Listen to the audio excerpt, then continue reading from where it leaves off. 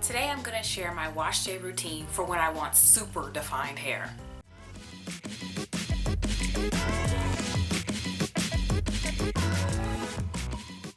Hello everyone, Kayla here, and this is What the Kink, a natural hair channel. So when I'm going for that super defined hair, I usually use two shampoos. So the first shampoo is a clarifying shampoo. And so in this particular footage that you're going to be seeing while I'm talking, I'm using the Kinky Curly Come Clean shampoo. This shampoo is not labeled as a clarifying shampoo, but it will strip your hair down like a clarifying shampoo. So that is why I love it so much. I'm just not interested in any other clarifying shampoo, so I always use this one. Now the reason why I am doing a clarifying wash when I'm trying to get super defined hair is because the products that I'm going to be applying after this need to be able to penetrate my hair and to be able to bring out my hair's natural curl pattern. Now, one lather is cute. I never lather my hair once, even when I'm not doing a clarifying shampoo. So I come in with the second shampoo. Now for this particular day, I use the Hydra Hair Care Aqua Curl shampoo. I'm going to be very honest with you. I normally would not have used this shampoo.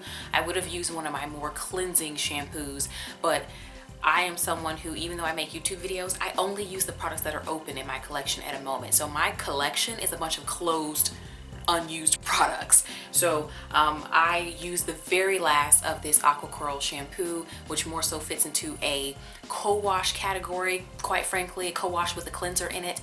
So if you are going to do this routine and try it out, definitely go get you a shampoo that's a little bit more cleansing than this, maybe your regular weekly shampoo for your second lather. But these two products have set the base for me to be able to use things that are going to better penetrate my hair, right?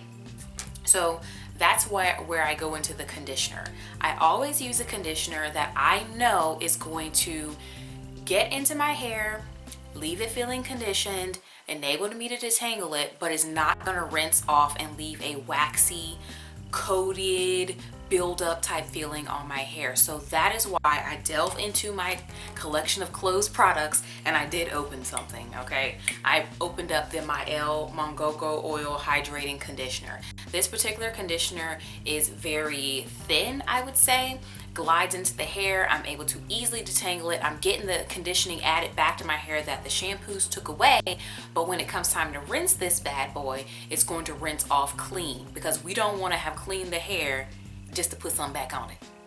Okay, so you can imagine at this point down to the styling, okay? This video is not really about the styling. It's about getting your hair in, maintaining your hair in a way, doing a regimen that is going to bring you to the point to where the styling part is easier because your curls are now popping. If you super clean your hair like this and use a conditioner that doesn't leave a coating, your hair should already be primed, prep, and ready, you know what I'm saying? But I do make a couple of tweaks when it comes to my leave-in and gel when I'm trying to go for the long haul and get super defined hair. So I always select a leave-in that is thin and easy to rinse, even though I'm not gonna rinse it, just like the deep conditioner. So for this video, I am using the Soultanicals Knot Sauce. If you're not familiar with Knot Sauce, it is a cream product, of course, you can see that, but it glides into the hair, very simple. It doesn't even leave like a, you know, some leave-ins leave like a little white cast on your hair. This does not do this. It goes in the hair pretty much clear unless you slap it on for all it's worth. And I will say I am not super heavy-handed, but I'll say that I'm medium-handed when I apply my leave-ins, because typically when I wear my hair super defined, I'm not going to wash my hair for a while. So when the gel cast finally breaks off the hair, this is all that's going to be on your hair, holding everything together and providing the moisture that it needs. So you do want to apply enough of this so that there is something on your hair of substance when the gel cast starts to break off, because that's what gel casts do. They do eventually break off the hair even if you don't remove the gel cast. The gel cast removes itself. You see what I'm saying? I'll talk a little bit more about that in a second.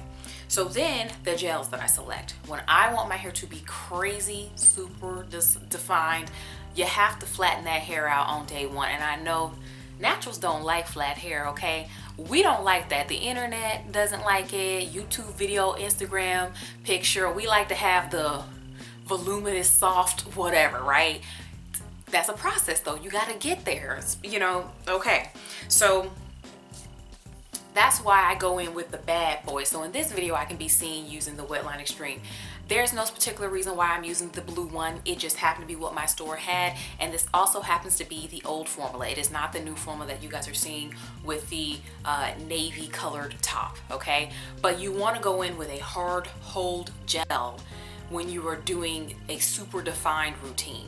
And what's going to happen is that the hard hold gel is going to smooth that hair down, lay it down, and have it be frizz free. As far as the application of both my leave-in and my gel, distribution is the name of the game. I try to make sure that I get every single strand coated.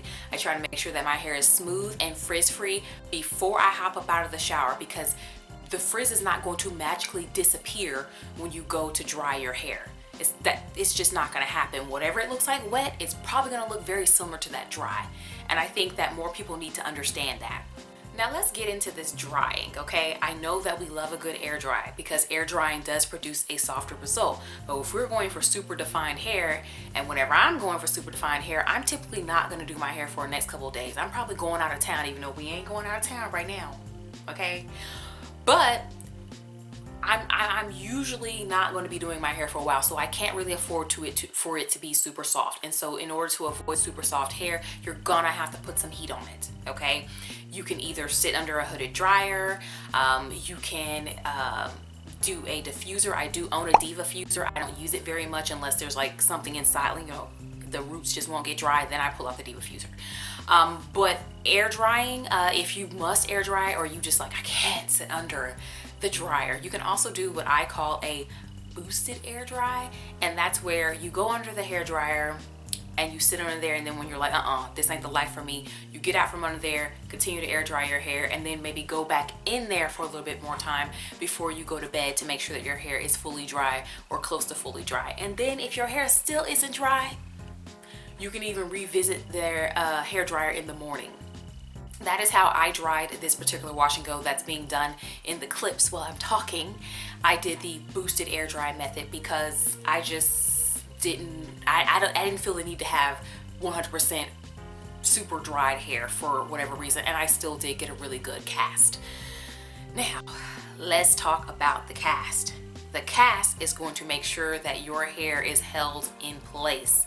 Think of it kind of like how we wear a cast on our arm if we break our arm, and it holds everything in place while it's healing and mending. The gel's not quite doing that, but it kind of is. So I live in Central Florida, and I can't afford to break the gel cast off of my hair because my hair will be puffy and it will not last. Has anyone visited Disney World? Because Disney's not far from here. You know what I'm talking about. You got down here and you started clutching your hair like, oh girl, what is this? Exactly, and I live here. So I don't break the gel cast, and what happens is, without like manually breaking the gel cast off of my hair tends to soften out on its own, usually by Wednesday-ish. My hair likes to start breaking the gel cast off at the roots, and then eventually the ends soften up, and then before wash day, then my hair is like totally soft and has movement and shine and all the things that we love on the internet, right? So I did include a clip of what my hair looked like the day after I did it. But I also want to come on here with a little bit older hair because the internet loves when your hair is older. So this is Tuesday. This is what, like day 4 hair with this same wash and go, and you can see that it is held up pretty well and it is still together. So if you enjoyed this video, go ahead and subscribe because I upload videos every single week. And I'm going to actually include the video with the 9 gels that work on type 4 hair, because maybe you don't like wetline and you want to try something else. And then of course I'll have another recommended video over there too. So go ahead and keep watching my videos, and I'll talk to you in the next one.